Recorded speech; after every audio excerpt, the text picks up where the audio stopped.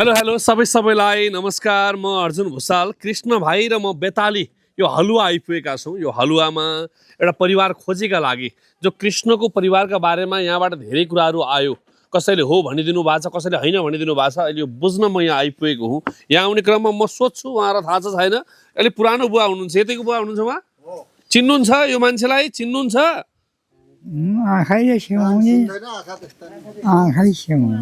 हजुरलाई के लाग्छ केही उसको बारेमा? मलाई केही अप्ठ्यारो नमानिकन भन्दा हुन्छ। होइन, हामीले चाहिँ देखे होइन। के लाग्नु देख्नु भएको छ कि छैन यो मान्छे? देख्न त किन नदेख्नु, यी देखेको मान्छे हो। याद नगरे होला। देखे मान्छे हो। हजुर देखेकै मान्छे हो? देखेकै मान्छे हो। प्रष्ट उनले के काम गर्थ्यो त्यतिखेर?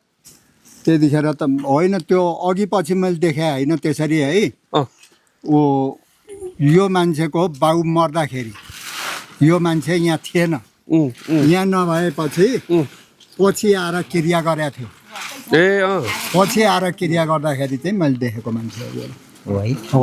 हेर्नु न, नेपाल आर्मीकै हो पनि, ऊ यहाँ नबस्ने, एकपल्ट आएर देख्यो होला होइन। देखेकै मान्छे।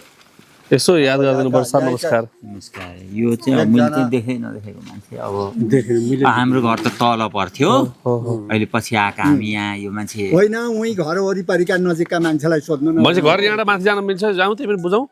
यो माथि कति माथि पर्छ यहाँबाट? हामी कति बेला लाग्छ हिँडेर? 10 मिनेट लाग्छ। उही जान्छ होला यो गाडी। 10 मिनट उही जान्छ। ल हामी एउटा गाउँ, यो गाउँ जानुहोस् माथिपट्टि भन्नुभएको छ। हामी यहाँ पनि बुझ्छौँ र कसैले यो विषयमा कसैले अप्ठ्यारो मान्नु पर्दैन। निर्धक्कका साथ अहिले उहाँले प्रश्न भन्नुभएको छ, मैले देखेकै मान्छे हो भन्नुहुन्छ। देख्नु भएको होइन? मजाले देख्नु भएको मान्छे।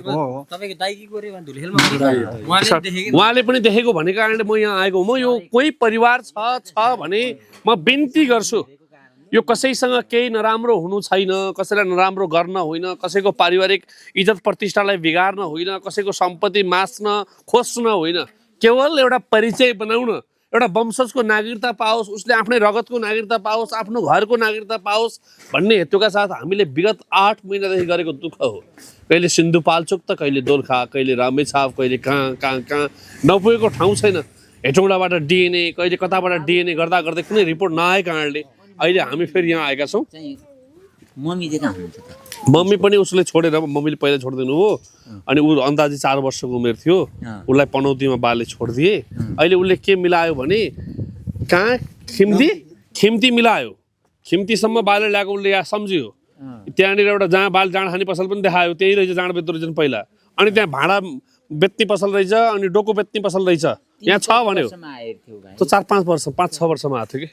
अहिले उसले त्यहाँ डोको पसलले मिलायो। अनि त्यहाँ सोधेको भाँडा पसल थियो त थियो अरे। त्यो 25 वर्ष अगाडिदेखि भाँडा पसल छ, 30-32 वर्ष अगाडिदेखि त्यो पनि मिल्यो खिम्तीमा। अनि त्यो जाँड मेरो बाल जाँड खान्थ्यो, जाँड खाने पसल यही हो भनेको त्यो बाजे बजाले गर्थ्यो अरे। त्यतिखेर रक्सी बेच्ने ठाउँमै हो त्यो। अनि यहाँ अलिअलि घरको ऊ पनि त मिल्ला नि। अब त्यो चाहिँ बल्ल सोध्दैछु, यहाँ आइपुगेको छु। लाउ त आऊ भाइ। हस् ल बुवा, ल म प्रयास गर्दैछु है। हो त्यो उसको बारीमा त्यो रुख छ ल, त्यो उसको बारीमा छ है, उसको जमिनमा त्यो ठुलो रुख है ल।